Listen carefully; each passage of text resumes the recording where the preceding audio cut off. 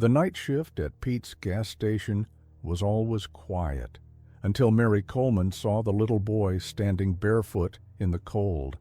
His clothes were torn, his eyes wide with fear as he clutched a crumpled note in his tiny fingers. And what she read on that piece of paper made her blood run cold. In that moment, Mary knew she had two choices: follow protocol and call the police, or trust her instincts and do something that could cost her job. As she looked into those desperate young eyes, she remembered her own childhood and made a decision that would change multiple lives forever. The security cameras captured everything that happened next. Mary rushing to lock the doors, making a phone call with trembling hands and holding the frightened child close as headlights appeared in the darkness. But why did she destroy the security tapes afterward? If this story touches your heart, don't forget to subscribe to Real Life Heroes for more incredible tales of ordinary people making extraordinary choices in moments that matter. Mary Coleman's breath fogged the window of Pete's gas station as she wiped down the counter for the third time that night. February in Minnesota meant 16-hour darkness and temperatures that made even the raccoons think twice about venturing out. The fluorescent lights hummed overhead, their harsh glow creating pools of light in the empty parking lot. 10 years as a social worker, and here she was, working the graveyard shift at a gas station. But with her mother's medical bills piling up and the state's budget cuts eliminating her position, she didn't have much choice. At least the night shift paid $1 more per hour. The coffee maker sputtered its last drops into the pot, the fourth batch tonight. Mary checked her watch. 2:17 a.m. Less than 5 hours until her relief showed up. She'd learned to pass the time by watching people, a habit from her social worker days. The truckers with their thermoses of coffee, the late-night teenagers pooling crumpled dollars for gas, the occasional lost tourist trying to find their way back to the interstate. Her phone buzzed in her pocket, a text from the nursing home. Her mother had had another difficult night. The new medication wasn't working as well as they'd hoped, and the insurance was fighting coverage for the next treatment option. Mary closed her eyes, letting the familiar weight of worry settle over her shoulders. A movement in the parking lot caught her attention. At first, she thought it was another stray cat. They often sought warmth near the building's heating vents. But this shadow was too tall, too human. Mary leaned closer to the window, squinting through the glare of the security lights. A child, a small boy, couldn't be more than 7 or 8, standing motionless in the cold. He wore no coat, no shoes, just thin pajamas that fluttered in the bitter wind. In his hand he clutched something that looked like a piece of paper. Mary's social worker instincts kicked in immediately. In all her years of working with at-risk youth, she'd learned to spot the signs. The tension in his small frame, the way he kept looking over his shoulder, the clear marks of neglect in his appearance. This wasn't a kid who'd wandered away from home on an adventure. This was something else entirely. She grabbed her coat from behind the counter, already moving toward the door. Protocol said to call the police first. Pete had been clear about that after the last robbery attempt, but something in the boy's stance made her hesitate. She'd seen that look before, in the eyes of children who'd learned the hard way, that sometimes the system meant to protect them could fail. The bell above the door chimed as she stepped outside. The cold hit her like a physical blow, and she couldn't imagine how the boy was standing it in just pajamas. "Hey there," she called softly, using the gentle voice she'd perfected over years of working with traumatized children. "It's pretty cold out here. Would you like to come inside where it's warm?" The boy didn't move, but his eyes, large and dark in his pale face, fixed on her with an intensity that made her heart ache. Slowly, trembling either from cold or fear, he held out the crumpled paper in his hand. Mary took a careful step forward, then another, moving the way she used to approach frightened kids in the system. No sudden movements, keeping her body language open and non-threatening. When she was close enough, she gently took the note. In the harsh glare of the security lights, she unfolded the paper. The handwriting was childish, urgent, pressed so hard in places that the pencil had torn through the paper. As she read the words, her professional calm cracked. In 10 years of social work, in all the cases she'd handled, she'd never seen a cry for help quite like this. She looked up from the note to find the boy watching her, his eyes now filling with tears. In the distance, she heard the low rumble of an approaching vehicle. The boy heard it too. His whole body went rigid with fear. Mary made her decision in that instant. Sometimes protocol wasn't just wrong, it was dangerous. She'd learned that lesson the hard way, and she still carried the scars from trusting the system too much, too blindly. "Come with me," she said, holding out her hand. "Let's get you somewhere safe." The boy hesitated for just a moment before slipping his cold little hand into hers. Together they walked quickly toward the store entrance. Behind them, the sound of the approaching vehicle grew louder. The gas station's bell chimed again as Mary hurried the boy inside. Her hand shook slightly as she reached for the door locks, an action that could cost her job, her only means of supporting her mother. But the desperate words from the note burned in her mind. "Please help. They hurt us. More kids in basement. Don't call police. They know them." The boy's bare feet left small wet marks on the linoleum floor. Up close, Mary could see the bruises on his arms, partially hidden by the thin pajama sleeves.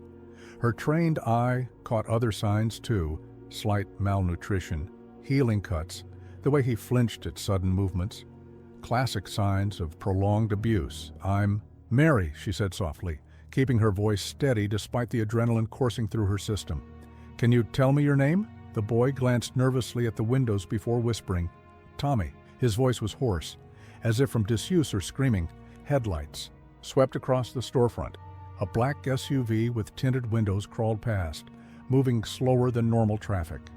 Tommy pressed himself against the counter, trying to make himself smaller.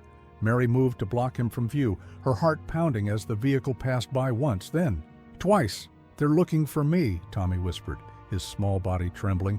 "Mrs. Foster said they'd find me anywhere. Said the police are her friends." Foster. The name hit Mary like a physical blow. Eleanor Foster, the celebrated philanthropist, whose charitable foundation supposedly helped at-risk children. Mary had worked with her organization during her socials. Worker days, had even attended galas where Mrs. Foster gave touching speeches about child welfare. The SUV circled back for a third pass. Mary's mind raced. The gas station's security cameras recorded everything, inside and out. If Tommy was telling the truth, if the Fosters really had police connections, that footage could endanger them both. She needed help, but not from official channels. She reached for her phone, her fingers finding a number she hadn't called in months. Detective Sarah Chen had been her closest ally in the police force, the only cop she'd trusted completely during her social worker days. Sarah had been investigating corruption in the child welfare system before her sudden transfer to another department. "Sarah, it's Mary Coleman. I need your help, but you can't tell anyone, not yet." She kept her voice low, watching the SUV finally drive away. "Remember what you told me about the Foster Foundation? I think I just found proof." As Sarah's shocked silence turned to rapid questions, Mary watched Tommy huddle in the corner behind the counter. He'd found a stack of paper and a pen and was drawing something with intense focus. Children often expressed trauma through art. She'd learned that early in her career. "I'm at Pete's gas station on Highway 23, she continued. "Bring your personal camera, not department issue. And Sarah, hurry." After hanging up, Mary grabbed her coat and wrapped it around Tommy's shoulders. "You're safe now," she promised, though her years of experience made her careful not to guarantee anything beyond this moment. "Can you tell me about the other children?" Tommy's hand trembled as he continued drawing. The picture taking shape showed a house, large, with multiple windows, but below the house, he was drawing something else, something that made Mary's blood run cold. "6 of us," he whispered, adding stick figures in what appeared to be a basement room. "Lucy's the youngest. She cries at night, but they put the music loud so nobody hears." The security cameras whirred overhead, recording everything. Mary glanced at them, making a decision that could save lives or destroy her own. She pulled out her phone again, this time calling Pete, the owner. "Pete, there's something wrong with the security system. The cameras keep freezing." She forced her voice to sound merely annoyed, not panicked. "Should I try resetting them?" Pete's sleepy voice gave her the reset code, the same code she would use to erase tonight's footage. Another crime to add to her growing list, but she couldn't risk Tommy's evidence being discovered too soon. As she hung up, Tommy tugged at her sleeve. "They'll hurt the others worse now," he said, his young voice heavy with a knowledge no child should possess. "Because I got away." Mary knelt beside him, noting how he tensed at the proximity before forcing himself to hold still. "Listen to me, Tommy. You did the right thing. You're very brave, and you're going to help us save the others too. But first, I need you to tell me everything you can remember. Every detail might help." The boy's eyes filled with tears, but he nodded. In the distance, Mary heard sirens, not coming toward them, but a reminder of what was at stake. She glanced at the security cameras again, knowing that every minute of footage could either damn or save them, depending on whose hands it fell into. Tommy took a deep breath and began to speak. And as Mary listened, she realized that her quiet night shift had just become the front line of a war she'd been preparing to fight her entire career. 20 minutes felt like an eternity as Mary waited for Detective Chen. She'd moved Tommy to the small break room, away from the windows where the black SUV had made 2 more passes.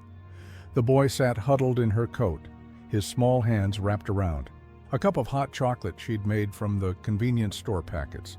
"Can you tell me about the house, Tommy?" she asked gently, sitting across from him at the small table.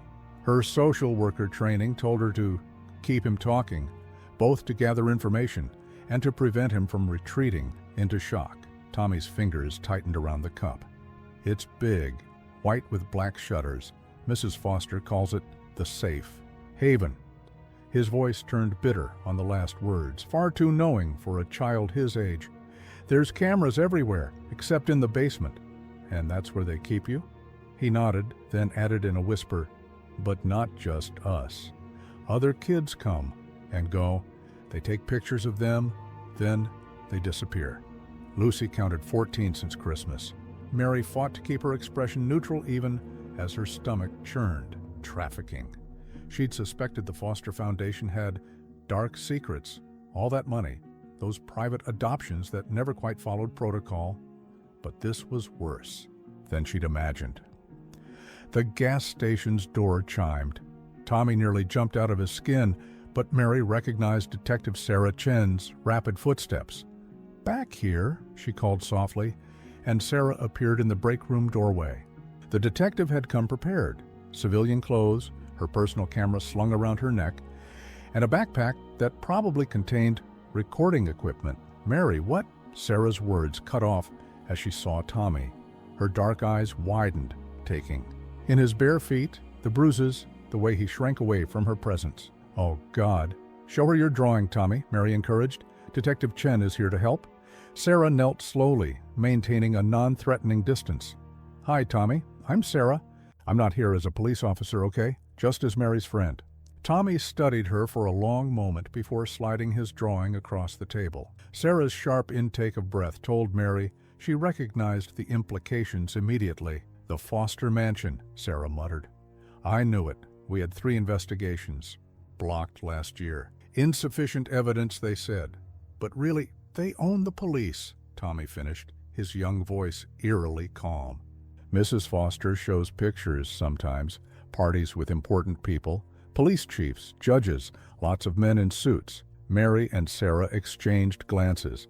This was bigger than either had imagined. Sarah pulled out her camera, carefully photographing Tommy's drawing and the note he'd brought. "We need to document everything," Sarah said, her professional demeanor taking over. "Tommy, would it be okay if I took pictures of your injuries? It could help us save the others." As Tommy nodded, Mary's phone buzzed. A text from Pete. "Camera system showing errors. Coming to check it out. 30 mins. We need to move," Mary said, showing Sarah the message. "If Pete sees the footage, already handled." Sarah pulled a small device from her backpack. "This will corrupt the last hour of recordings." Not enough to be suspicious, just a technical glitch. "But first," she turned to Tommy, Can you tell us exactly where the others are? In the basement? Tommy's hands shook as he drew another picture, this time with more detail. There's a hidden door behind the wine racks. You have to pull the third bottle from the left, then push the wall. Lucy figured it out watching through the grate. The sound of tires on gravel made them all freeze. Mary peered through the break room's small window. The black SUV was back, this time parking across the street. They're watching the station, Sarah muttered. Probably saw my car. We need to get Tommy out of here now. My apartment's too obvious, Mary said. And they might know your place too. Sarah's face set in determination. I know somewhere. An old domestic violence shelter that officially closed last year. My friend Maria still maintains it off the books for emergencies. No cameras, no records. Tommy suddenly grabbed Mary's hand. Don't leave me, he pleaded, the tough facade cracking to reveal the terrified child beneath. Please, Mary knelt beside him. I'm coming with you, she promised. We're going to keep you safe, and we're going to help your friends too. But right now, we need to be very quiet and very brave. Can you do that? He nodded, squeezing her hand. There's a back door through the storage room, Mary said. The camera there has been broken for weeks. Pete's too cheap to fix it. Sarah quickly packed up her equipment. I'll bring my car around. Mary, get the security footage dealt with. We have maybe 10 minutes before whoever's in that SUV gets suspicious enough to come in. As Sarah slipped out, Mary looked at Tommy, seeing in his face the same fear she'd once felt as a child when no one would believe her own story of abuse. We're going to make them pay, she whispered, as much to herself as to him. All of them. Tommy's answering look held both trust and terror, an expression she'd seen too many times in her social work career. But this time would be different. This time, she wouldn't let the system fail another child. The abandoned women's shelter looked more like a fortress than a sanctuary, its windows covered with heavy curtains, security bars carefully disguised as decorative ironwork. Maria, a stocky woman with silver-streaked hair, met them at the back, entrance with the efficiency of someone used to receiving terrified arrivals at odd hours. Third floor, rear apartment, she told Sarah, passing over a key. Motion sensors are active, and I've got eyes on every approach. Nobody gets in without me knowing. Tommy hadn't spoken since they'd left the gas station, his small body rigid, with tension during the careful drive through back roads to avoid being followed. But now, in the warm light of the apartment, his exhaustion began to show. Let's get you cleaned up, Mary said softly, noting how his feet were still dirty from his escape. There's a bathroom through there, and I think Maria left some clothes. That might fit. While Tommy changed, Sarah set up her recording equipment. We need his full statement tonight, she said quietly. Well, the details are fresh, but, Mary, she hesitated, some of my contacts have been tracking the Foster Foundation. The things they've uncovered, it's worse than we thought. Mary's response was cut short by Tommy's return. He wore clean, sweats that hung loose on his thin frame, his damp hair curling slightly at the ends. He looked younger now, more vulnerable. Think you can tell us your story? Mary patted the couch beside her. Everything you can remember about the Fosters and the other children? Tommy sat, his feet tucked under him like a much younger child. I was there 6 months. They told everyone I was their foster son, but really, he swallowed hard. Really, they bought me. Sarah's camera whirred softly as she recorded, but she kept it partially hidden to avoid intimidating him. Mrs. Foster, she picks kids nobody will look for. Kids from other countries or whose parents are gone or who nobody believes. Tommy's voice grew distant. My mom died last year. The social workers sent me to a group home, but then Mrs. Foster came. She said she'd adopt me, give me a real family. Mary's heart ached. She'd seen this pattern before. Predators targeting the most vulnerable children, the ones least likely to be missed. The house seemed nice at first, Tommy continued. Big rooms, lots of toys, but then his hands twisted in his lap. Then they started bringing other kids. They'd keep them in the basement for a few days, take pictures, make videos. Sometimes men in expensive suits would come look at them. After that, those kids would disappear. Sarah leaned forward. Tommy, these men who came to look at the children, would you recognize any of them? He nodded slowly. Mrs. Foster has a big photo album in her office. Pictures of her at parties with important people. One of them, he's the police chief. I saw him on TV. Mary and Sarah exchanged glances. This explained why previous investigations had been shut down so quickly. Lucy figured out how to spy through the vents, Tommy said. She heard Mrs. Foster talking on the phone about shipping, dates, and merchandise. Last week they caught Lucy listening. His voice broke. They hurt her really bad. That's when I knew I had to get help. How did you escape? Mary asked gently. Through the laundry chute. I'm the smallest except for Lucy, and she's too hurt to climb. I waited until the guards changed shifts. There's always 10 minutes when the back gate camera turns. His expression showed a bitter pride. I counted the seconds every night for weeks. The other children, Sarah pressed. How many are there right now? 5, counting Lucy. The newest girl came last Thursday. She doesn't speak English, but she cries for her mama at night. Tommy's eyes filled with tears. Mrs. Foster said if any of us tried to run, she'd hurt the others worse. But Lucy made me promise. She said somebody had to tell. A noise in the hallway made Tommy jump. Maria's voice came through the door. Just me, doing rounds. Mary watched as Tommy's shoulders slowly relaxed, but his hands still trembled. You're very brave, she told him, and you did exactly the right thing. What about the others? He asked. You'll help them, right? Before the next shipping date? Sarah sat up straighter. Next shipping date? Do you know when? Tommy nodded. 3 days. I heard Mrs. Foster on the phone. She said the merchandise had to be ready by Thursday night. His voice dropped to a whisper. That's why Lucy's running out of time. Mary felt the weight of responsibility settle over her like a physical thing. 3 days to save 5 children from a trafficking ring protected by corrupt officials. The odds were staggering. But looking at Tommy's face, seeing the trust there despite everything he'd endured, she knew they had no choice. She'd spent years working within a broken system, following rules that too often protected the wrong people. Maybe it was time to break those rules completely and deliberately, to do what was right. We'll save them, she promised. And, for the first time since she'd lost her social worker position, she felt truly certain of her purpose. All of them. Dawn crept over the city as Sarah spread photographs across Maria's office desk. Tommy had finally fallen asleep, curled up on the apartment's couch with Mary's coat as a blanket. His drawings lay among the photos, the basement layout, the faces he remembered, the security guard rotations he'd memorized. Look at this, Sarah muttered, pulling up an image on her laptop. Eleanor Foster at last month's Police Foundation Gala, and there she pointed to a distinguished-looking man. In the background is Chief Williams, the same man Tommy recognized from the photo album. Mary leaned closer, studying the image. Who's that man next to them? The one in the gray suit? Senator Howard Blake, head of the state's Family Services Committee. Sarah's laugh was bitter. The same committee that cut funding to Child Protective Services last year. The cuts that cost you your job. Jesus. Mary sank into a chair.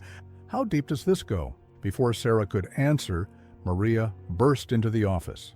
Channel 7 News, she said sharply, turning on the small TV in the corner. Now. Eleanor Foster's elegant face filled the screen, her perfectly styled hair and designer suit a stark contrast to her tearful expression. Deeply concerned about our foster son Thomas, she was saying. He's a troubled child who's run away before. We're offering a $50,000 reward for information leading to his safe return. Please, if anyone has seen him... Troubled child? Mary's voice shook with anger. He mapped out guard rotations. He remembered exact dates and times. That's not troubled. That's traumatized and brilliant. Look at her eyes, Sarah said quietly. She's not worried about Tommy. She's worried about what he might tell us. Maria turned up the volume as Chief Williams stepped to the microphone. The police department is treating this as our highest priority missing persons case. We urge anyone with information about Thomas to contact us immediately. Do not approach him, as his condition may make him dangerous. They're setting it up, Sarah growled. If someone spots him, they'll call the police instead of child services. And with Williams running the investigation, He'll disappear for good this time, Mary finished. She stood up, pacing the small office. We need proof, hard evidence that can't be buried or explained away. Sarah nodded slowly. The basement. If we can document the conditions, find proof of the other children. The shipping date is in 3 days, Mary reminded her. We don't have time for a warrant, even if we could trust the system. Who said anything about a warrant? Sarah pulled out her phone, scrolling through contacts. Remember Carlos from Vice? The one who helped with that domestic trafficking case last year? He's got specialized skills. Maria cleared her throat. If you're planning what I think you're planning, I know some people too. Former residents here who'd love to help take down a trafficking ring. Women who know how to get in and out of secured buildings. Mary looked between them, reality settling in. We're really doing this? Breaking into the Foster mansion? No. Sarah's voice was firm. We're not breaking in, not yet. First, we need to understand exactly what we're up against. She turned to Maria. How many of your contacts can start surveillance tonight? We need eyes on every entrance, every guard change. Maria was already texting. Give me 2 hours. I should go back to work, Mary said suddenly. The gas station, if I'm missing for my next shift, it'll draw attention. Sarah frowned. It's not safe. If they've connected you to Tommy, then I'm already in danger, Mary pointed out. But if I don't show up, they'll know for sure I'm involved. Better to act normal, maybe even hear something useful from customers. A small sound from the doorway made them all turn. Tommy stood there in his oversized borrowed clothes, eyes wide with fear. You can't go, he said to Mary. Mrs. Foster. When she's angry, people disappear. Mary crossed to him, kneeling to meet his eyes. Remember how you watched the guard changes, counted the seconds, planned everything carefully? When he nodded, she continued, That's what we're doing too. Sometimes being brave means being smart first, but Lucy, we're going to save Lucy, Mary promised, and all the others. But we have to do it right, or Mrs. Foster will just start over somewhere else. Do you understand? Tommy's face set in a determined expression that made him look older than his years. I can help. I know things. Passwords I saw Mrs. Foster type, places she hides papers. Sarah joined them, her detective's notepad ready. Tell us everything. You'll remember. Every tiny detail could matter. As Tommy began to speak, Mary's phone buzzed. A text from an unknown number. Back off now. Your mother's nursing home isn't as secure as you think. Mary's blood ran cold, but she forced her expression to stay calm. She showed the message to Sarah, whose face hardened. They're scared, the detective said softly. Good. Scared people make mistakes. But Mary remembered her mother's fragile state, her dependence on round-the-clock care. The threat wasn't empty. She'd seen enough cases of accidents in her social work days to know how these things worked. Time was running out, not just for the children in the basement, but for everyone involved. They had 3 days to gather evidence, plan a rescue, and somehow keep everyone they loved safe in the process. Mary looked at Tommy, still bravely recounting details that could save his friends, and made her decision. Some risks were worth taking, no matter the cost. Mary's night shift at Pete's gas station felt like walking through a minefield. Every customer could be a Foster spy, every passing car a potential threat. But it was the regular customers who proved most valuable, especially the truckers, who'd been hearing whispers about missing children along their routes. Third one this month, grumbled Joe, a veteran driver she'd known for years, as he paid for his coffee. Always the same story. Kid goes missing from foster care or a group. Home authorities say they're runaways, but the paperwork's spotless. Too spotless, if you ask me. Mary kept her expression neutral as she made change. Must be hard seeing that kind of thing. Got a network now, Joe said quietly, glancing around the empty store. Us drivers, we watch for certain vehicles, share information. Some of us, he hesitated, some of us have special cameras installed, the kind that see through tinted windows. He slid a USB drive across the counter with his payment. Caught something interesting on my dash cam last week. Black SUV, matches the description you asked about earlier. Picked up a shipping container. At the private airport just outside town, Mary's heart raced as she pocketed the drive. Joe was part of the underground network Sarah had mentioned. Ordinary people who'd seen too much to stay silent, who'd created their own system of surveillance and information sharing. Her phone buzzed. A text from Sarah. "Your mother's been moved. Safe house. Maria's people watching her. Call when you can." Relief flooded through her, followed quickly by fresh determination. With her mother protected, she could focus completely on the mission ahead. The bell chimed as new customers entered, a well-dressed couple she'd never seen before. The woman's expensive perfume couldn't quite mask a familiar scent that took Mary straight back to her childhood, the distinctive smell of the expensive cigarettes her foster mother had smoked while doling out punishments. "Just getting directions," the woman said smoothly, but her eyes scanned the store with too much intensity.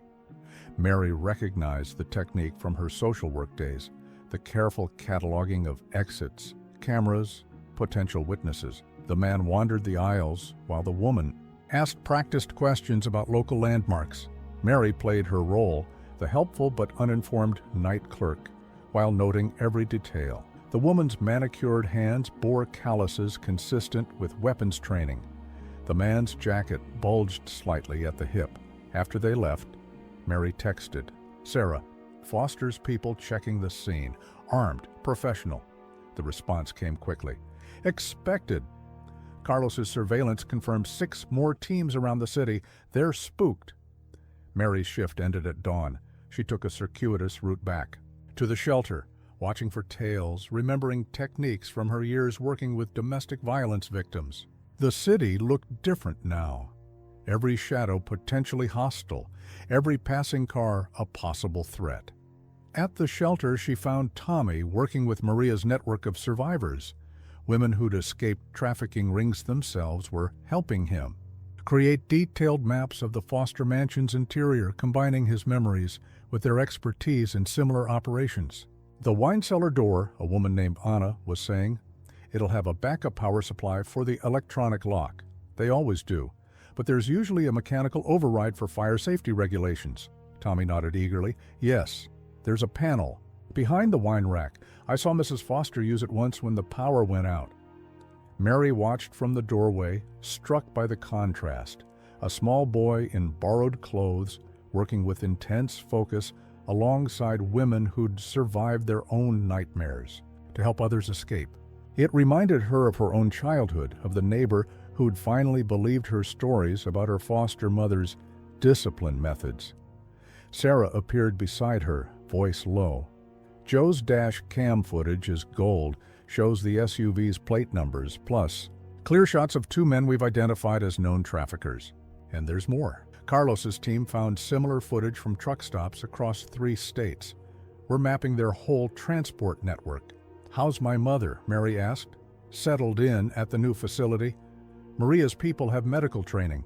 She's actually getting better care now." Sarah hesitated. "But Mary, there's something else. One of our surveillance team spotted Senator Blake visiting the Foster mansion this morning. He left with a briefcase we think contained files. They're cleaning house," Mary realized. "Moving evidence before we can get to it. Maybe." Sarah's expression turned grimly satisfied. "Or maybe they're getting sloppy in their panic. Blake's driver? He's on our payroll now. Says the senator's been burning documents all day, but he saved a few pages. They're being scanned and sent to us now." Tommy's voice rose suddenly from the planning table. "That's it? The pantry connects to the wine cellar through a dumbwaiter. Lucy and I used it to pass notes sometimes." Anna was already sketching. "Perfect. Service corridors are always the weak point in security systems." Mary watched them work, remembering her own past. She'd spent years trying to forget what she'd endured in foster care, channeling those memories into her social work career. But now those experiences weren't just memories. They were tools, helping her understand exactly how predators like Eleanor Foster operated. 3 strike teams ready," Sarah murmured. "Carlos has the security system codes. Maria's people know. Every entrance, we move tomorrow night." Mary nodded, her hand unconsciously touching the old scar on her arm, a souvenir from her last night in foster care. "Good. Because I'm done watching children disappear." The morning news played on the shelter's small TV as Mary sorted through the evidence they'd gathered. Eleanor Foster's face filled the screen again, her practiced concern now tinged with visible anger as reporters asked increasingly pointed questions. "Mrs. Foster, can you address rumors about other children who've disappeared after entering your foundation's care?" "These allegations are absurd," Foster snapped, her usual poise cracking slightly. "Our foundation has helped hundreds of children find loving homes. This witch hunt, sparked by one troubled runaway, is harming the very children we're trying to protect." The camera caught something Foster couldn't hide, a slight tremor in her manicured hands as she clutched her designer handbag. She knew. They were closing in. "Sources claim your foundation's adoption records show inconsistencies," another reporter pressed. "Several children listed as successfully placed can't be located." The press conference cut off abruptly, but the damage was done. Sarah's careful leaks to trusted journalists were working, creating exactly the kind of public pressure that made powerful people nervous. "Mary." Tommy's quiet voice drew her attention from the TV. He stood in the doorway, clutching a fresh drawing. "I remembered something else about the basement." The new picture showed details he'd forgotten before: a ventilation shaft, a hidden electrical panel, and something that made Mary's blood run cold.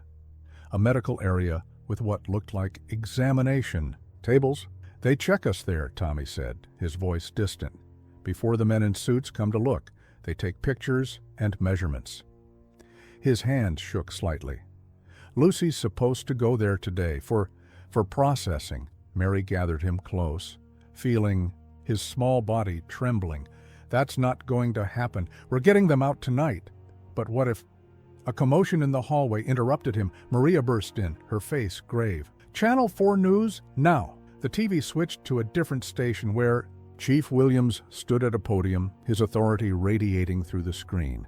"We have credible evidence that Thomas Walker was abducted from his foster home by a former social worker with a history of mental instability. Mary Coleman is now a person of interest in this kidnapping investigation." Mary's photo appeared on screen, her old social services ID picture.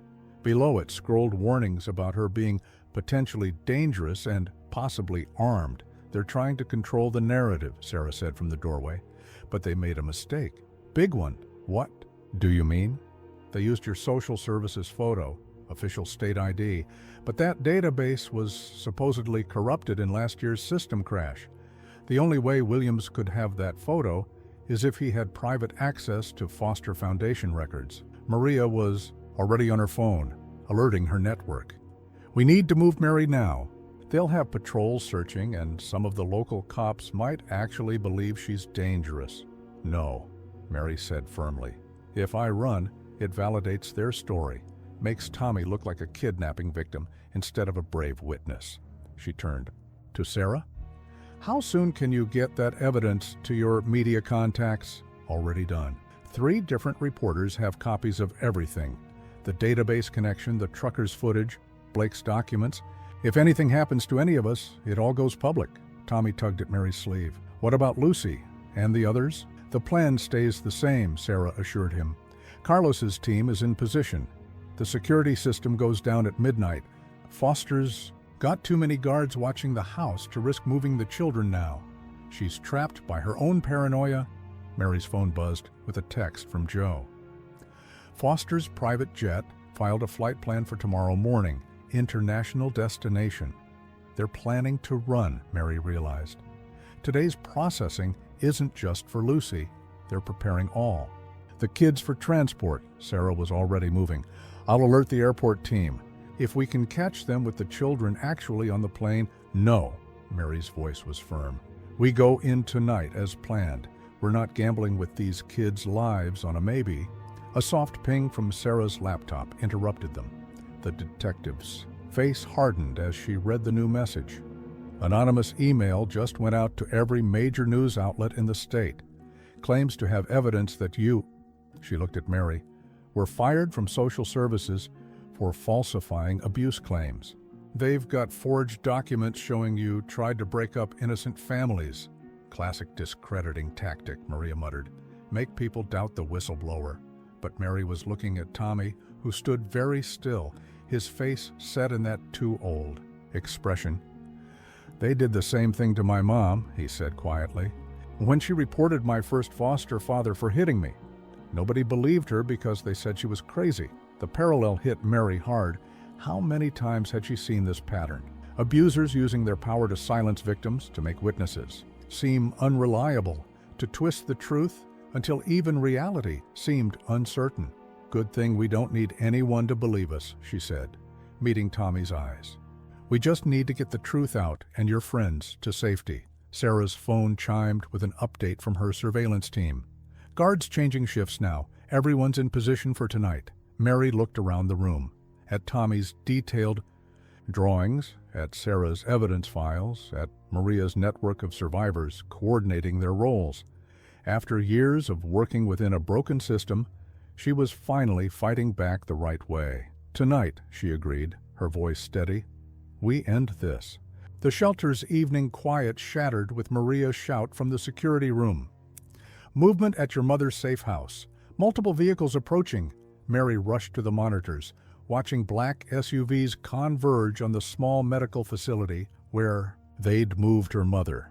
Her heart stopped as she recognized the lead vehicle, the same one that had circled Pete's gas station the night Tommy escaped. Get her out of there, she ordered, but Maria was already making calls, mobilizing her network. On screen, figures in dark clothing approached the building's entrance. Transport team 4 minutes out, Maria reported. Back exits clear. They're moving her now. But the foster team wasn't just there for Mary's mother. As they watched, more vehicles surrounded the building. They're searching every room, Sarah realized. They think Tommy might be there. Mary's phone lit up with a call from an unknown number.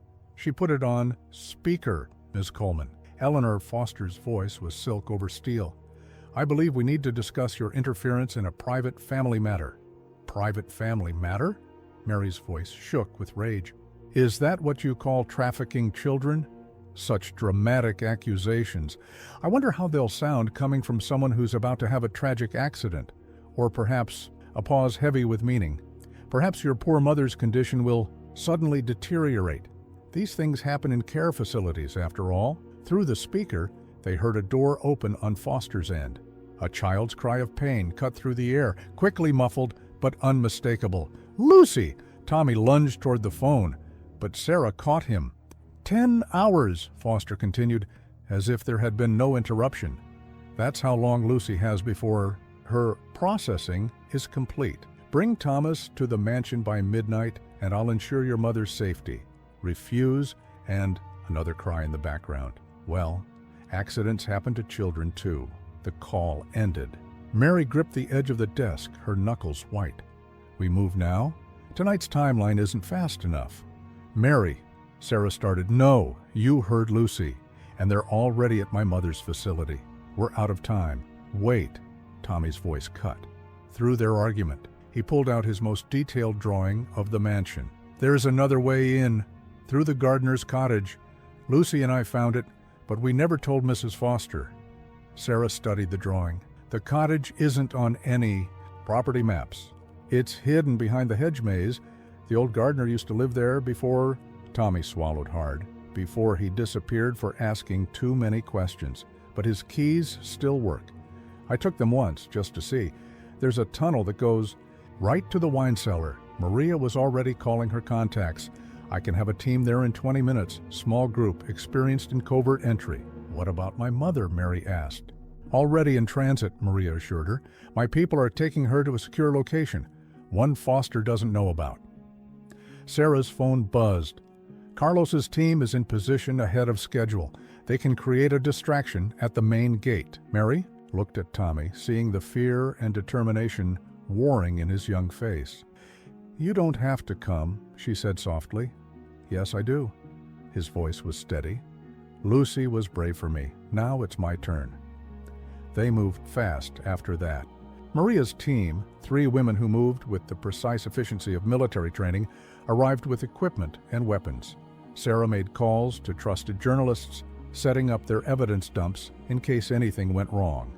Remember, Sarah briefed them, we're not just rescuing the children. We need proof, photos, documents, anything that shows what Foster's been doing. This has to end tonight, completely. In the shelter's garage, they gathered their gear. Mary checked her borrowed bulletproof vest, trying not to think about how naturally Tommy handled his own child-sized protective equipment. What kind of world made body armor for children? 2 teams, Sarah outlined. Mary, Tommy, and Anna through the cottage entrance. The rest of us create chaos at the main gate. Foster's security will have to split their focus. What if they're waiting? Tommy asked quietly. What if they found the tunnel? Mary knelt beside him. Then we have backup plans, and backup plans for the backup plans. But right now, Lucy and the others are counting on us, just like you counted. On finding someone to help that night at the gas station, he nodded, squaring his small shoulders. I'm ready. Maria handed Mary a secure radio and a small camera. Everything gets recorded. Whatever happens in there, the world needs to know. Through the radio, Carlos's voice crackled. Main gate team in position. Guard rotation in 5 minutes. Mary took one last look around the room, at Sarah checking her weapon, at Maria's team gathering intelligence photos, at Tommy clutching his detailed maps.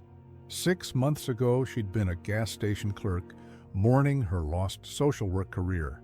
Now, she was leading a raid to expose a trafficking ring. Lucy has 10 hours, she reminded them. Let's make them count. They moved out into the gathering dusk, carrying the weight of 5 children's futures with them. Whatever happened next would change everything for the Foster Foundation, for the corrupt officials protecting them, and for every child who needed someone to fight back against the monsters in their lives. Mary touched the scar on her arm one last time, remembering her own childhood prayer for rescue. Tonight, she would answer that same prayer for others. The Foster mansion loomed against the darkening sky, its manicured grounds hiding horrors beneath perfectly trimmed hedges.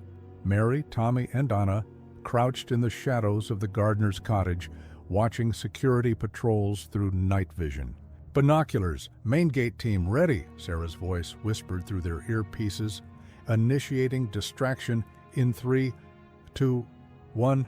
An explosion of sound and light erupted at the mansion's front gate. Car alarms blared, emergency vehicle sirens wailed, and shouts of confusion filled the air as Carlos's team executed their diversionary plan. Guards responding, Anna reported, counting figures running toward the commotion. 10 personnel redirected to the front. Tommy's small hand found the loose board exactly where he remembered it, revealing the cottage's hidden key. The door opened silently on well-oiled hinges, the careful maintenance a chilling reminder that someone had been keeping this escape route viable. Moving to Phase 2, Sarah's voice crackled. Media teams approaching main entrance. Foster's PR nightmare begins now. Through their earpieces, they heard the chaos unfolding at the front of the property. Reporters shouted questions about missing children, adoption records, and suspicious deaths. Eleanor Foster's voice rose above the din, her practiced calm cracking under pressure. These allegations are completely unfounded. I demand you leave my property immediately. Mrs. Foster, can you explain why your foundation's records show 47 successful adoptions, but only 12 children can be located? Mary and her team used the distraction to slip into the tunnel. Tommy led the way, his memorized path proving perfect. The passage was narrow but well constructed, with emergency lights casting a dim glow every few meters. How long did it take you to learn this route? Anna whispered to Tommy. 3 weeks, he replied, his voice barely audible. Lucy and I would practice at night, timing the guard rotations. We were going to escape together, but then a sound ahead silenced them. Footsteps in the wine cellar above, moving with purpose. Security. Sweep, Anna mouthed, gesturing them into a maintenance alcove. They held their breath as the steps crossed overhead. Mary's hand found Tommy's shoulder, steadying him as voices became audible through the ceiling. Need to move up the timeline, a man was saying. Get the merchandise ready for transport now. The jet's not cleared for takeoff until morning, another voice responded. Chinese buyers won't accept delivery without proper processing. 2, Hell with processing. Williams says the feds are sniffing around. If they get a warrant, the voices faded. But the message was clear. They had even less time than they'd thought. Sarah, Mary whispered into her radio. They're accelerating. Moving the children tonight. Copy. Media Circus has Foster pinned.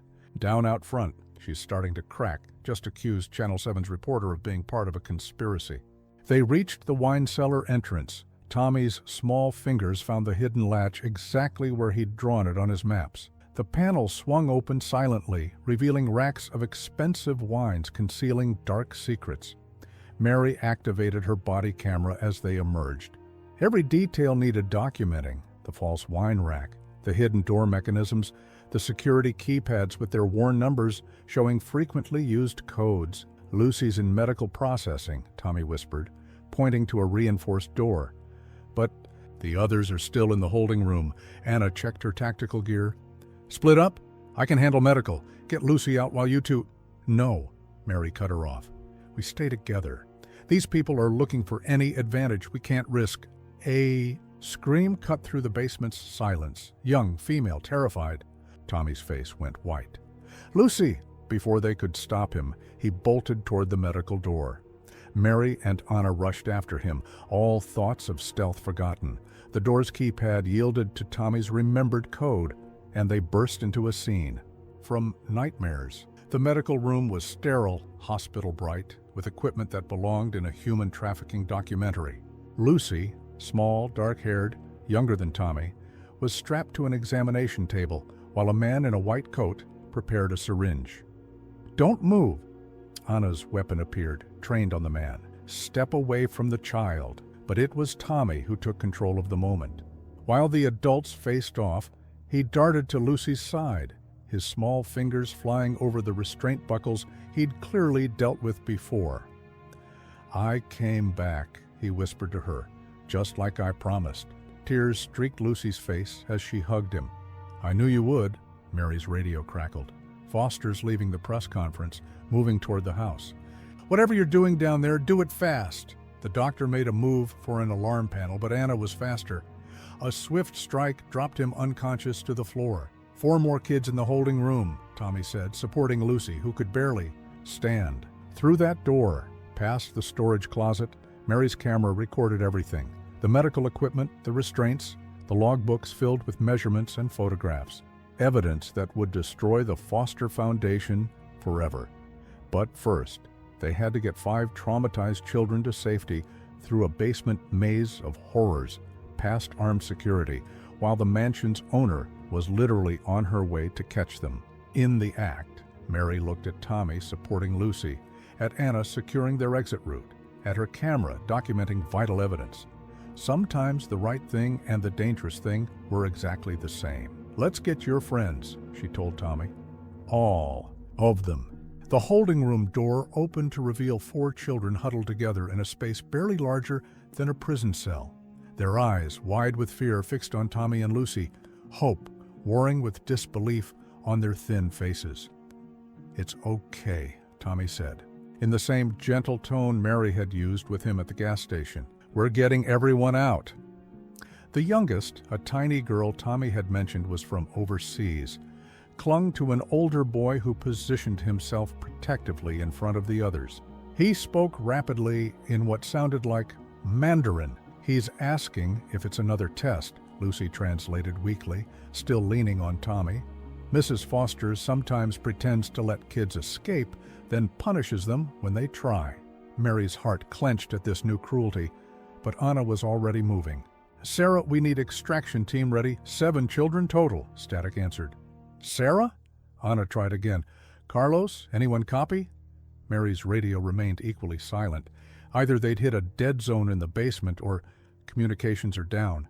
A familiar voice said from the doorway, along with your body cameras and phones. Mary turned to find Pete, her gas station manager, holding a signal jammer. Behind him stood 2 armed security guards. I'm sorry, Mary, Pete said, though his face showed no remorse. But do you know how much the Fosters pay to keep their gas stations supplied exclusively? 10 times the market rate. 20 if we help with other matters. The pieces clicked together. why her gas station had been chosen for the night shift, why Pete had been so insistent about security camera protocols. She'd never been meant to help Tommy. She'd been meant to catch him and return him to his captors. "You knew," she said, her voice hollow. "All this time, you knew what they were doing to children." Pete shrugged. "Business is business. Now step away from the merchandise." Anna's hand moved toward her weapon, but the guards were faster, their guns already aimed. "Don't," one warned. "Mrs. Foster wants this handled quietly, but accidents happen." Mary shifted, putting herself between the guns and the children. Her mind raced through options, remembering the basement layout from Tommy's drawings. The ventilation shaft was too small for adults, but maybe. A small hand tugged her sleeve. Tommy, his face set with determination, gave a tiny nod toward the medical cart beside them.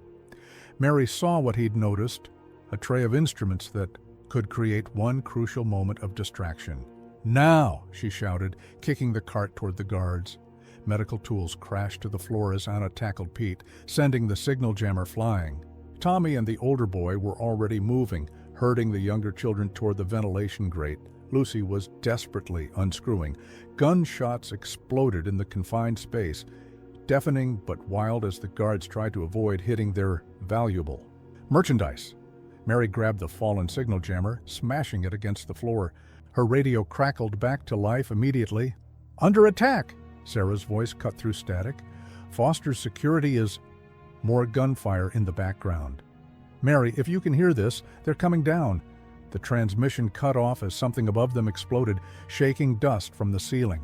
The children screamed, but Tommy's voice rose above the chaos. "This way!" He had the vent cover off, revealing a passage that would be cramped even for them. "Lucy and I mapped it. It goes to the garden." "Children first," Anna ordered, struggling with Pete. "Mary, get them out. I'll hold—" A guard's bullet caught her in the vest, throwing her back. Pete scrambled for his fallen phone, but Mary's kick sent it skittering into darkness. "Go!" she shouted to Anna. "Get the kids through. I'll keep them busy." The next minutes were chaos. Mary used every self-defense move she'd learned, protecting domestic violence victims, every dirty trick she'd picked up in foster homes. She fought like her mother had taught her. Not to win, but to survive, to buy time. Tommy orchestrated the evacuation with remarkable efficiency, helping each child into the vent. The older boy went last, pausing only to deliver a vicious kick to Pete's reaching hand. "Mary, come on," Tommy called from the vent. She backed toward it, keeping herself between the guards and the escape route. But Pete had recovered, and now he held something that made her blood freeze. A phone with Eleanor Foster's number already dialed. "One call," he said, breathing heavily, "and every exit will be locked down. Every guard will know exactly where to find them." "Is that what you want?" Mary looked at the vent where 7 children's lives hung in the balance, at Anna, bleeding but alive, covering the passage with her remaining ammunition. At the phone, that could doom them all. Then she smiled, the same smile she'd given her abusive foster mother the night she'd finally escaped. "Make the call, Pete. Let everyone know exactly what's happening in this basement. I'm sure the reporters upstairs would love to hear all about your role in it." His finger hesitated over the dial button. In that moment of uncertainty, Mary saw their chance. "Now, Anna." Anna's last flashbang grenade hit the floor between them and the guards. Mary dove for the vent as light and sound exploded behind her. Pete's cry of pain was the last thing she heard before Tommy pulled her into the narrow passage. "Seal it," she gasped. Small hands worked quickly, securing the vent cover from their side. Bullets pinged harmlessly off the metal as they crawled toward freedom. 7 children and 2 women escaping through a passage barely big enough to move through.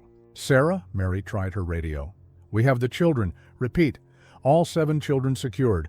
Need immediate extraction from the garden zone." Through static, Sarah's voice was triumphant. "Cavalry's here. FBI just breached the front gate. Foster's running out of friends fast."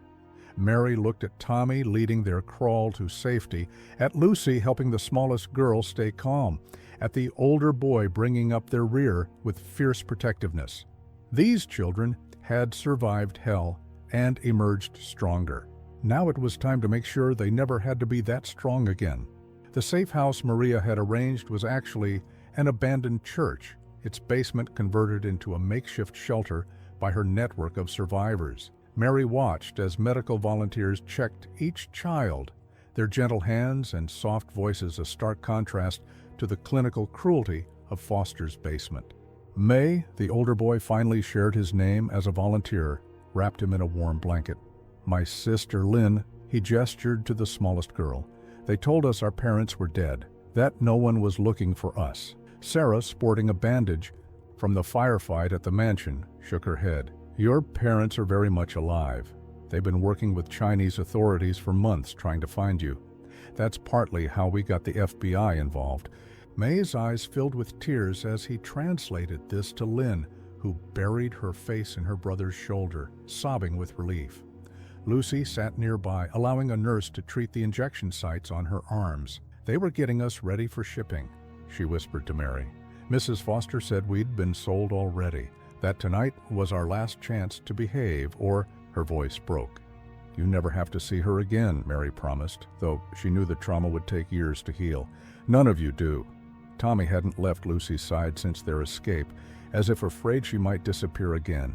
Now he spoke up, his voice stronger than it had been in days. "What about the others, the ones who disappeared before?" "We're tracking them," Sarah assured him. "The evidence we gathered, plus Pete's phone," she held up the device Mary had managed to grab during their escape. "It has contact information for buyers, shipping routes, everything. International task forces are already moving." Maria entered the basement, her face grim. "Foster's on every news channel, claiming she's being framed. But Chief Williams just got arrested trying to flee the country, and Senator Blake's office is being raided as we speak." "What about my mother?" Mary asked. "Safe. We've got her hidden in a private medical facility 2 states away. Foster's remaining allies won't find her." A small commotion at the basement entrance drew their attention. Carlos appeared, looking battered, but satisfied. "You need to see this," he said, setting up a laptop. The screen showed Eleanor Foster's world crumbling in real time. FBI agents led a handcuffed Pete from the mansion as reporters shouted questions. Inside, investigators carried out boxes of evidence, medical records, photographs, financial documents that would expose the entire operation. But it was the next image that made Mary's breath catch. Foster herself, her designer suit, dirty and torn, being escorted to a police car. Her perfect mask had cracked completely, revealing the monster beneath as she screamed threats and accusations. "My lawyers will destroy you. Do you know who I am? I own half the judges in this state." "Keep watching," Carlos said grimly. The camera panned to show more arrests. Courthouse clerks who'd hidden paperwork, police officers who'd looked the other way, bureaucrats who'd helped falsify adoption records. The corrupt system that had protected Foster for so long was falling apart. "They found the shipping containers," Sarah added quietly, "at the private airport. Empty now, but plenty of evidence inside. DNA, fingerprint. They'll be able to track where other children were sent." Tommy approached the laptop, studying Foster's rage-contorted face. "She looks different now," he said thoughtfully. "Not scary anymore. Just small," Lucy finished. "She looks small," Mary understood. Without her power, without her network of enablers, Foster was revealed as what she'd always been, a bully who preyed on those who couldn't fight back, but the children weren't celebrating. Years of abuse had taught them that hope could be dangerous, that safety could be an illusion. "What happens to us now?" May asked, still holding his sister close. "First, we get you all proper medical care and counseling," Maria said. "Then, for those whose families we can find, reunification. For others," she glanced at Tommy and Lucy, "we have safe homes ready, real ones with people who've been carefully vetted." "Together?" Lucy asked, gripping Tommy's hand. "Together," Mary confirmed. "I promise." Sarah's phone buzzed with updates. FBI wants statements from everyone, but they're sending specialized child trauma interviewers. No one has to talk until they're ready. A volunteer appeared with hot chocolate, real hot chocolate, not the cheap packets from the gas station, and fresh cookies. Small hands reached cautiously at first, then with more confidence, as they realized the food wasn't a trick or test. "Mary?" Tommy's voice was hesitant. "Did you mean what you said? About us staying together?" She knelt to meet his eyes. "I meant every word, and..."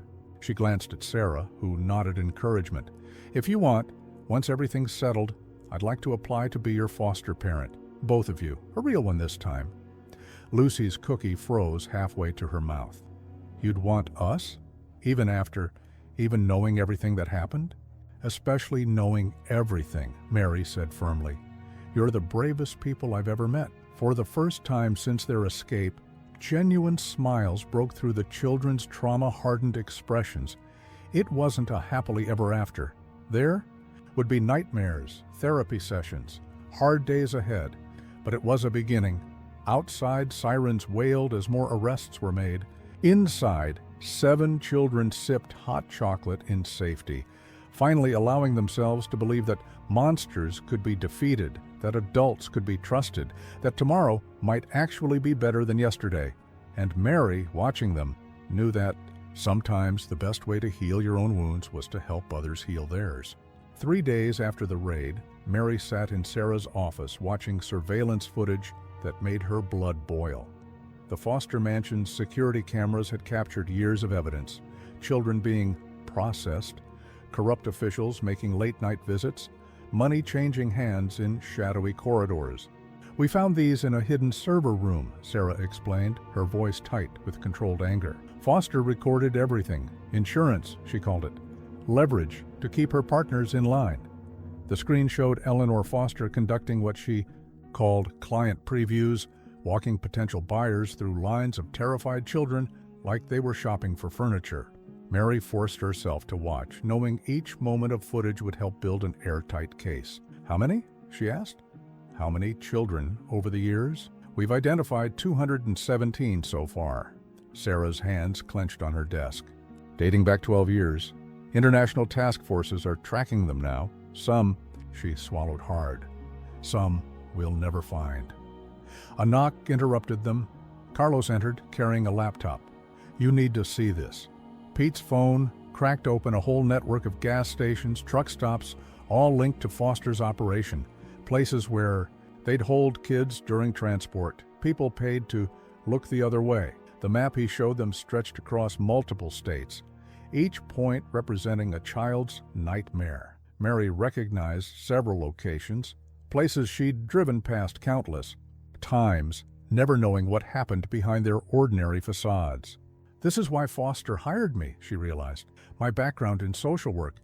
She wanted someone who could spot runaways, identify vulnerable kids, and instead, you helped bring her down." Carlos managed a grim smile. "FBI's moving on the locations now.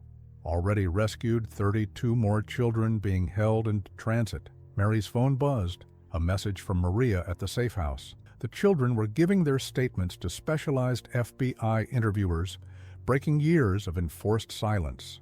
Tommy and Lucy had gone first, encouraging the others with their bravery. The news channels played in the background of Sarah's office, showing Foster's empire crumbling in real time. Her political allies were deserting her, each trying to save themselves by offering evidence against the others. Chief Williams had started naming names, hoping for a deal. "Look at this," Sarah said, pulling up another video file. This one showed Senator Blake in Foster's study, accepting an envelope thick with cash. "Found it in a hidden safe, along with offshore account numbers, client lists, everything we need to expose the whole operation." "Release it," Mary said firmly. "All of it. No deals, no covered-up names. The world needs to see exactly who was involved." "Already happening." Carlos gestured to the TV, where a news anchor was speaking gravely. "Breaking news. Hundreds of hours of surveillance footage from Idbo, the Foster Mansion, have been released to media outlets worldwide. Warning: the following content is disturbing." The screen showed carefully edited clips, nothing that would identify the children, but enough to prove the horror of what had happened. Foster's own security cameras had captured her true nature, recorded every moment of cruelty and calculation. Mary's phone buzzed again. A text from Tommy. They're showing it on TV. Lucy says Mrs. Foster can't hurt anyone else now. Tears pricked her eyes as she typed back, "Never again, you're safe now." Sarah's desk phone rang, her FBI contact with updates, more arrests across 3 states, Foster's international partners being detained, bank accounts frozen, a network of evil falling apart like a house of cards. "There's something else," Sarah said after hanging up. "Foster's private records, the ones she thought were so well hidden, they go back further than we thought, including," she met Mary's eyes, "records about your time in foster care, the complaints you filed that nobody believed." Mary's hand went to her arm, to the scar hidden under her sleeve. She knew, even back then, she was just getting started. Testing the system, seeing what she could get away with. Your foster mother, the one who hurt you? She was one of Foster's first partnerships. When you reported the abuse, Foster made sure nobody believed me. The old pain mixed with fresh anger. How? Many other children tried to tell. How many times did she silence them? "We'll find out," Sarah promised. Every case, every child, no stone unturned. Carlos's laptop pinged with new alerts. The footage was going viral, sparking outrage across social media. Protests formed outside courthouses and police stations. Politicians who'd taken Foster's money were facing recall efforts, but it was the quieter news that meant more to Mary. Reports of other children coming forward, finding courage in Tommy and Lucy's example. Safe houses across the country filling with survivors ready to tell their stories. A wall of silence cracking wide open. "FBI wants to interview you again," Sarah said. "About your time at the gas station, the signs you noticed. They're building a training program, teaching others what to watch for." Mary thought of Pete, of all the others who'd chosen to look away. "Good, maybe next time someone will see the signs sooner." Her phone lit up with another message from the safe house. Tommy had drawn a new picture, not of darkness and basements, but of sunshine and open spaces, of hope. Sometimes, Mary realized, justice didn't just mean punishment for the guilty. Sometimes it meant giving survivors back their voice, their strength, their future. Foster had stolen years from these children, but she couldn't steal their tomorrow. The courthouse corridor felt colder than it should have in early spring. Mary sat on a hard wooden bench, watching Tommy and Lucy prepare to face Eleanor Foster one last time. Their testimony would be given via closed-circuit television. They wouldn't have to see her in person, but the weight of the moment still pressed down like a physical thing. "Remember," the child advocate was saying gently, "you only have to tell the truth. That's all anyone is asking of you." Lucy wore the nude dress Maria had bought her, her dark hair neatly braided. Tommy sat beside her in pressed khakis and a sweater. That made him look both younger and stronger than the barefoot boy from the gas station. They held hands tightly, drawing courage from each other. "Mrs. Foster's lawyer will try to confuse you," Sarah had warned them during preparation. "But just remember, the security footage backs up everything you're going to say. She can't deny what her own cameras recorded." Now, watching the children enter the testimony room, Mary fought back the urge to rush in and stop this whole process. But Tommy had insisted. "We need to tell," he'd said, "for the others, the ones who can't." The courthouse buzzed with tension. Foster's arrest had sparked international headlines, but today's testimony would reveal details even the security footage hadn't captured. The human cost of her crimes, told through the voices of the children who'd survived them. Mary's phone vibrated. A message from Carlos. "Foster just arrived. Full media circus outside. She's not handling it well." Through the courthouse windows, she could see the crowd gathered on the steps. Protesters held signs demanding justice. Reporters jostled for position. And somewhere in the chaos, a woman who'd once seemed untouchable was learning how it felt to be powerless. "We're ready," the advocate called softly. Mary entered the testimony room as Tommy and Lucy settled before the camera. She could sit with them, offer silent support, as long as she didn't speak during their statements. The screen flickered to life, showing the courtroom where Foster sat with her expensive legal team. But something had changed in the woman's carefully maintained appearance. Her designer suit looked slightly askew, her manicured hands trembled, and her eyes darted around the room like a trapped animal's. "Please state your name, why?" The prosecutor began gently. "Thomas Walker," Tommy said clearly, his voice stronger than Mary had ever heard it.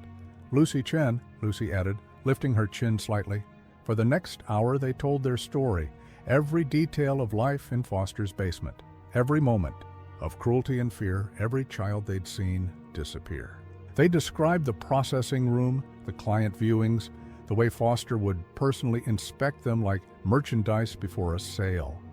Foster's facade cracked further with each word. She whispered frantically to her lawyers, who looked increasingly uncomfortable. When Lucy described how Foster had punished her for spying through the vents, the woman actually stood up, shouting, "She's lying! They're all lying! Do you know who I am? I helped those children. Mrs. Foster," the judge's voice cut through her hysteria, "if you cannot control yourself, you will be removed from the courtroom." The testimony continued. Tommy described the night he escaped, how he'd counted steps and memorized guard patterns. Lucy spoke about the hidden tunnel, the secret records she'd glimpsed in Foster's office, the conversations she'd overheard about shipping dates and buyer preferences. Then came the hardest part, identifying other adults involved in the operation. One by one, Tommy and Lucy named police officers, bureaucrats, business owners who'd helped Foster transport and hide children. The prosecutor showed photographs, and the children confirmed identities without hesitation. "And this man?" A picture of Pete appeared on their screen. "He worked at the gas station," Tommy said. "He was supposed to catch kids like me if we tried to run. But Mary," his voice warmed slightly, "Mary helped me instead." Foster's control finally shattered. "That social worker," she spat. "She was nothing. I owned her job, her mother's care, everything. She was supposed to know her place." The outburst confirmed what the evidence had suggested, that Foster had orchestrated Mary's firing years ago, had deliberately placed her at the gas station as part of her trafficking network. "Your Honor," Foster's lead lawyer stood, looking defeated. "May we request a brief recess to confer with our client?" But Foster wasn't finished. She lunged forward, pointing at the camera. "You ungrateful brats! I gave you everything. Without me, you'd be nothing." "Remove the defendant," the judge ordered sharply. As officers led Foster away, still ranting, Lucy turned to Tommy with tears in her eyes. "We did it," she whispered. "We really did it." Mary gathered them both close, feeling their small bodies trembling with emotion and relief. Through the window she could see Foster being escorted to a secure vehicle, her power and privilege stripped away, leaving only the truth of what she was, a monster who'd finally been exposed to the UHAR light. "Foster's lawyer wants to deal," Sarah texted. "Full confession, names of international contacts, everything. They know they've lost." Mary looked at Tommy and Lucy, who had shown more courage in the past hour than most adults would in a lifetime. "You were incredible," she told them softly. "Both of you." "Can we get ice cream?" Tommy asked, his voice small and young again, now that the ordeal was over. Mary smiled through her tears. "Yes, and tomorrow we'll start looking at houses. Time to build something new." As they left the courthouse, reporters called out questions, but Mary guided the children through a side exit where Maria waited with a car. Behind them, Foster's empire continued to crumble, but ahead lay something more important, a future where children's voices were heard, where monsters couldn't hide behind wealth and influence, where healing could finally begin. The verdicts came down like dominoes over the next 2 weeks. Eleanor Foster, guilty on all counts, sentenced to multiple life terms without possibility of parole. Chief Williams, 25 years. Senator Blake, 18 years. Pete and the other facilitators, sentences ranging from 10 to 20 years each. No deals, no reduced charges, no mercy for those who had shown none to children. Mary watched the news coverage from Maria's shelter, where she'd been helping other rescued children connect with advocacy services. The headlines told a story of justice that went far beyond a single trafficking ring. International Task Force rescues 89 children in coordinated raids.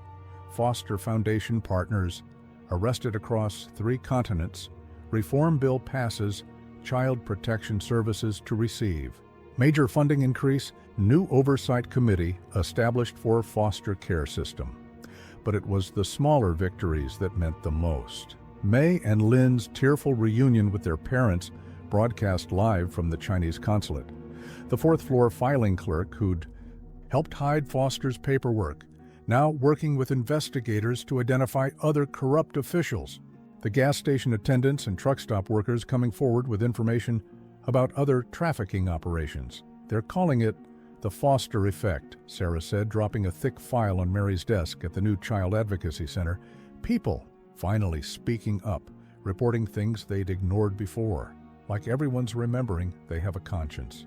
Mary opened the file. Profiles of children still missing, leads on other trafficking networks, evidence of corruption in different states. Their work was far from over. How many have come forward, she asked. 312 survivors so far, dating back 15 years. Not just Foster's victims, others who recognized the patterns, who finally felt safe enough to tell their stories. Sarah's face softened. You started something, Mary. You and Tommy. Tommy started it, Mary corrected, thinking of that cold night at the gas station. He was brave enough to trust a stranger. Speaking of Tommy, she checked her phone. He and Lucy were at their first therapy session, part of their healing journey before the adoption could be finalized. The therapist had sent a photo, the children working on art therapy, their pictures full of bright colors instead of darkness. A commotion in the hallway drew their attention. Carlos burst in, his face alight with excitement. We found the money, all of it. Foster's hidden accounts, the property holdings, everything. He spread documents across Mary's desk, spreadsheets showing millions in offshore accounts, real estate holdings across multiple countries, complex networks of shell companies designed to hide the trafficking proceeds. The courts ordering. It all liquidated, he continued. And here's the best part. They're creating a victims' compensation fund. Every child Foster hurt will get support for medical care, education, therapy, whatever they need. Mary thought of her mother's medical bills, of Tommy and Lucy's future needs, of all the other survivors who would need long-term care to heal. Finally, Foster's blood money would help instead of harm. There's more, Sarah added. The FBI is implementing new training programs based on how you spotted the signs at the gas station. They're calling it the Coleman Protocol, teaching people what to watch for, how to safely intervene. And the Safe House network's expanding, Carlos said. Maria's coordinating with domestic violence shelters nationwide, creating secure spaces, specifically for trafficking survivors. No more kids slipping through the cracks. Mary's phone buzzed again, a message from the therapist. Tommy asked to share his story with other kids in group. Says he wants them to know they can fight back too. Tears pricked her eyes as she remembered the terrified boy from the gas station, now growing into someone who wanted to help others heal. Lucy was finding her voice too, working with the Advocacy Center to create a peer support program for other survivors. The foster care paperwork sat ready on Mary's desk, just waiting for final approval. Soon, she'd make good on her promise. A real home, a real family, a chance for Tommy and Lucy to just be children again. A knock at her office door revealed Maria. You need to see this, she said, turning on the small TV mounted on the wall. The news showed Foster being led to a prison transport vehicle, her designer clothes replaced by an orange jumpsuit. But it was the crowd gathered outside the jail that caught Mary's attention. Survivors, advocates, and ordinary citizens holding candles in a silent vigil for all the children who hadn't been saved in time. It's happening at foster facilities. Worldwide, Maria explained. People refusing to let this be forgotten, demanding change. Mary touched the scar on her arm, thinking of all the times she'd felt powerless in the system. Now that same system was being rebuilt, reformed by people who understood its failures because they'd survived them, the night shift supervisor called.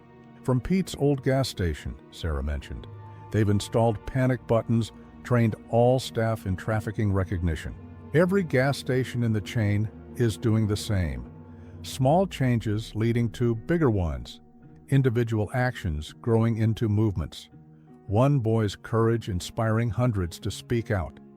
Sometimes, Mary realized, justice wasn't just about punishment. Sometimes it was about transformation, of systems, of societies, of survivors healing enough to help others heal too. Tommy and Lucy would be done with therapy soon. Tonight they'd look at houses together, plan their future as a family. Tomorrow, she'd be back at work using Foster's files to track down more missing children. The work would never really be over, but that was okay. Every child saved, every trafficker stopped, every corrupt official exposed made the world a little safer, a little better, a little more like it should have been all along. 6 months after Foster's conviction, Mary stood in the doorway of a sunny bedroom watching Tommy and Lucy arrange their belongings in their new home. The house wasn't fancy, a modest 3-bedroom ranch with a big backyard, but it was theirs, paid for with money from the Victims' Compensation Fund. "Mom," Tommy called out, still testing the word like it might break. "Can we hang these up?" He held up the framed drawings he'd made during therapy, no longer full of darkness and basements, but bright with hope and healing. Of course, Mary answered, her heart swelling at being called Mom. The adoption had been finalized last week, with Sarah and Maria serving as witnesses. Even the judge had teared up during the ceremony. Lucy sat cross-legged on her new bed, carefully arranging a collection of books. She discovered a passion for reading during their therapy sessions, devouring stories about brave children overcoming obstacles. Sometimes she wrote her own stories, too, sharing them with other survivors in group therapy. May sent another letter, Lucy said, pointing to an envelope on her desk. He and Lynn are doing really well in their new school. Their parents are letting them visit this summer. The International Survivors Network had grown stronger over the months, children supporting each other across borders and languages. Weekly video calls helped them feel less alone, reminding them that their newfound family extended far beyond traditional boundaries. Mary's phone buzzed with a text from Sarah. "Turn on the news, now." The living room TV showed a press conference where the governor was signing new legislation. The Foster Prevention Act, he announced, will ensure that no child trafficking operation can ever again hide behind wealth or political connections. This comprehensive reform includes mandatory oversight of all child-serving organizations, expanded funding for protective services, and lifetime support for survivors. The camera panned to show advocates and survivors standing behind the governor. Maria was there, along with several of the women from her shelter network. But it was the smaller figures that caught Mary's attention. Children who'd escaped Foster's network, now bravely showing their faces to inspire others. "Your friends from group therapy want to know if you'll speak at next week's Survivor Conference," Mary said carefully, watching their reactions. They'd been invited as honorary guests, but participation was entirely their choice. Tommy and Lucy exchanged looks, having one of their silent conversations that had developed during their shared captivity. "I want to," Tommy said finally. "People should know it's okay to ask for help, that sometimes strangers can be good guys, like you were." Lucy nodded. "And maybe I could read one of my stories, the one about the brave kids who helped each other escape?" "Only if you want to," Mary assured them. She never pushed, knowing how important it was for them to have control over their own stories. A knock at the door announced Sarah's arrival. She came bearing housewarming gifts and news from the ongoing investigation. 3 more trafficking networks exposed this month, she reported, helping the children unwrap their presents, art supplies for Tommy, journals for Lucy. The Coleman protocol is working. People are spotting the signs, reporting suspicious activities. That gas station clerk in Ohio? She saved 14 kids last week, just by noticing the warning signs you taught us to look for. Mary's own contribution to the protocol had grown beyond her experience at Pete's gas station. She now trained law enforcement and social workers, sharing insights from both sides of the system. Her background as a survivor and a professional helped bridge gaps in understanding, showing how small observations could save lives. The afternoon sun filled their new home with warm light as they settled in the living room. Lucy curled up with one of her new journals, while Tommy started a bright landscape painting. These quiet moments of normalcy were their greatest victories. Children feeling safe enough to just be children. Carlos called, Sarah mentioned softly to Mary. They found 2 more of Foster's original victims, women in their 20s now, living off the grid because they thought no one would believe them. They want to meet you. Mary nodded, understanding the weight of that trust. Every survivor who came forward helped expose more of the networks that had once seemed untouchable. Her phone chimed with a message from her mother, now receiving excellent care in a facility near their new home. The photo showed her in physical therapy, growing stronger every day. Another victory, another piece of their lives reclaimed from Foster's influence. Mom? Lucy's voice was thoughtful. Can we plant a garden in the backyard with lots of flowers? And vegetables, Tommy added.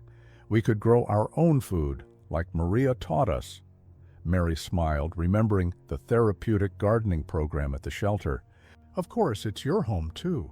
You can help design it however you want. Their faces lit up at having choices, at being asked their opinions. Such simple things, but they meant everything to children who'd once been treated as property. Outside, a gentle spring breeze carried the scent of new beginnings. Inside, a family pieced together by tragedy and hope continued their journey of healing, proving that even the deepest wounds could mend with enough love and time. 1 year to the day after Tommy first appeared at Pete's gas station, Mary stood backstage at the National Child Protection Conference, watching her children prepare to address hundreds of law enforcement officials, social workers, and survivors. The journey from that cold night to this moment felt both endless and instantaneous.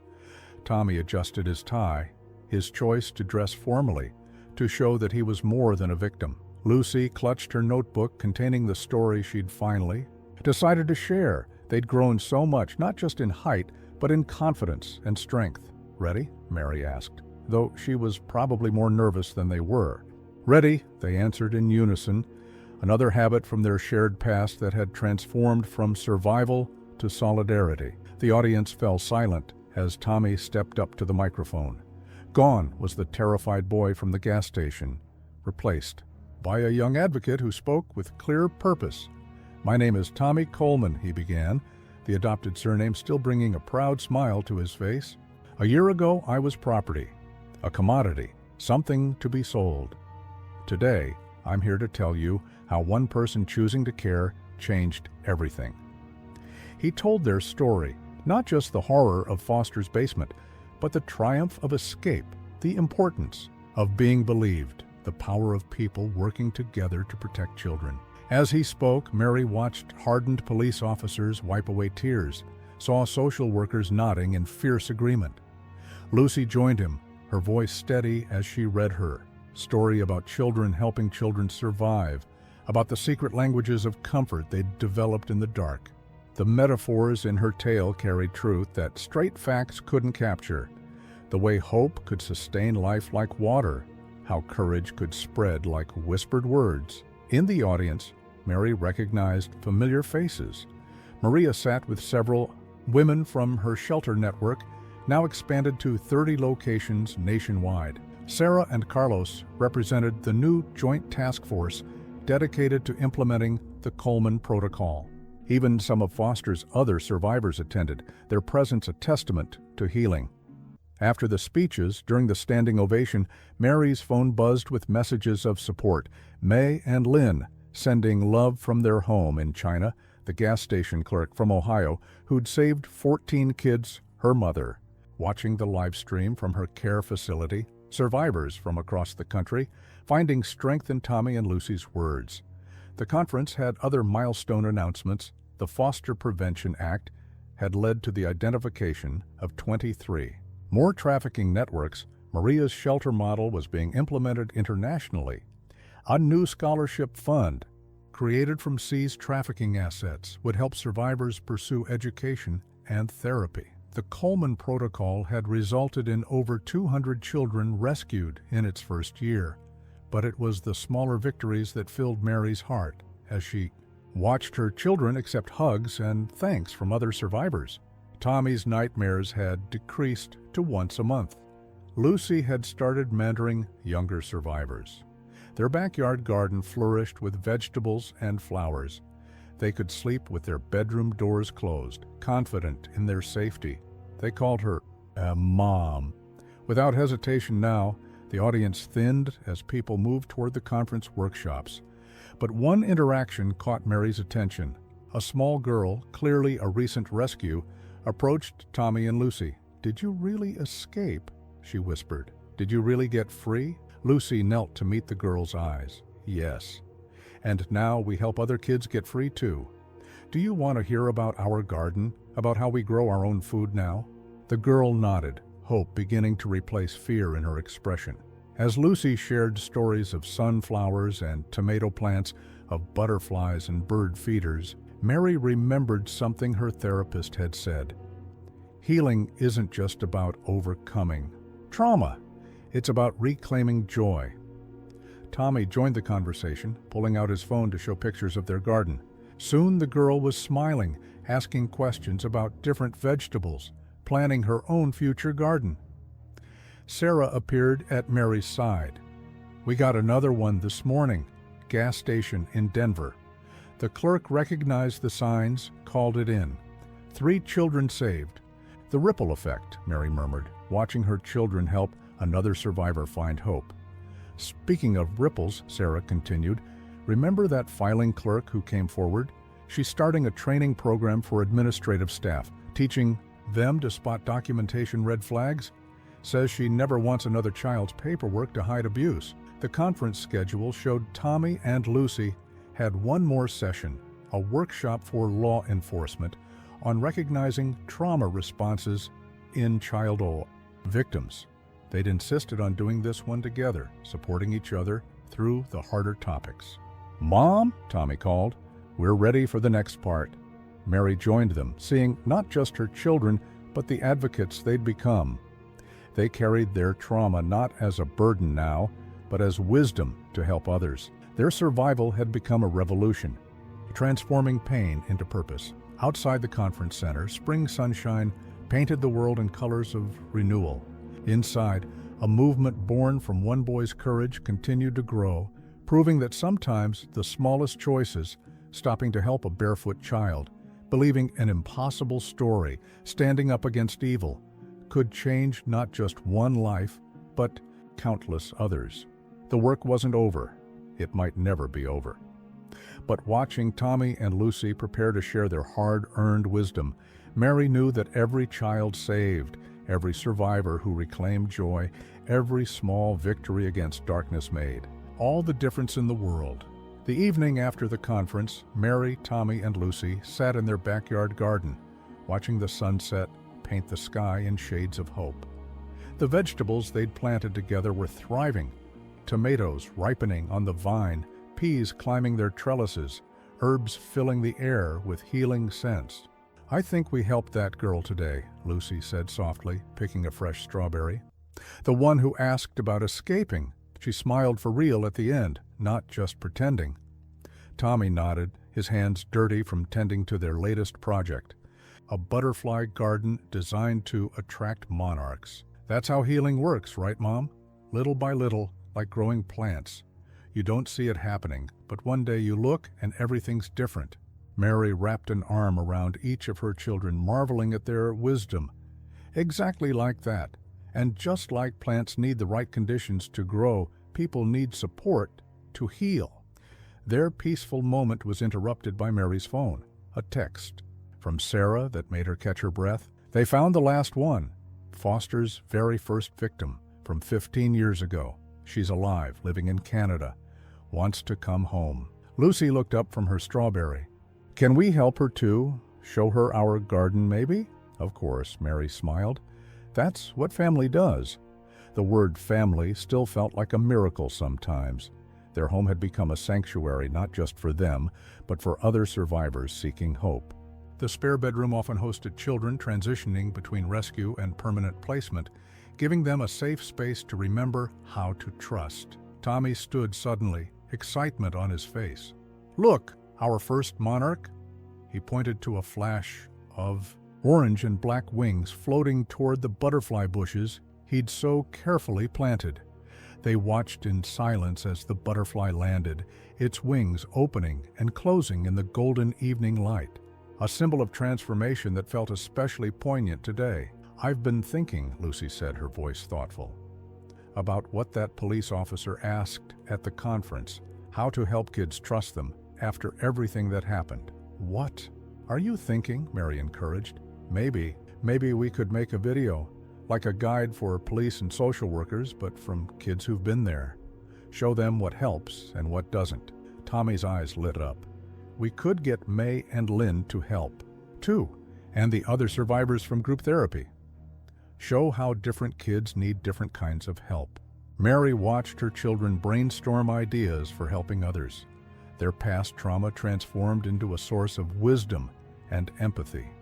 They'd learned that healing wasn't just about getting better, it was about helping others find their way to safety, too. The butterfly took flight again, dancing on the evening breeze. In the distance, a car door slammed as Sarah arrived for their weekly dinner tradition. The smell of Maria's famous healing soup, her contribution to their family meals, wafted from the kitchen, where Mary's mother was visiting, strong enough now to help with cooking. These ordinary moments of peace and connection had been hard-won. Every nightmare comforted, every therapy session attended, every small victory celebrated had led them here, to a place where joy wasn't just possible, but natural. "Time for dinner," Mary's mother called from the back door. Sarah brought news about the International Task Force. As they headed inside, Mary paused to look at their garden one last time. Among the vegetables and flowers, she saw their whole journey reflected, from the darkness of Foster's basement to this explosion of life and color. Every plant nurtured, every meal shared, every moment of safety enjoyed was a victory over those who had tried to break their spirits. Tommy and Lucy raced each other to the house, their laughter floating back to her on the evening air. Not healed completely, there would always be scars, but healing continuously, growing stronger every day. Inside, their extended family gathered around the dinner table, Sarah with her case files and fierce determination, Maria with her soup and survivors, Wisdom, Mary's mother, with her proud smile and mending heart. And at the center, two children who had transformed from victims to advocates, from survivors to thrivers. "Before we eat," Tommy said, suddenly serious, "can we say our thing?" Everyone nodded.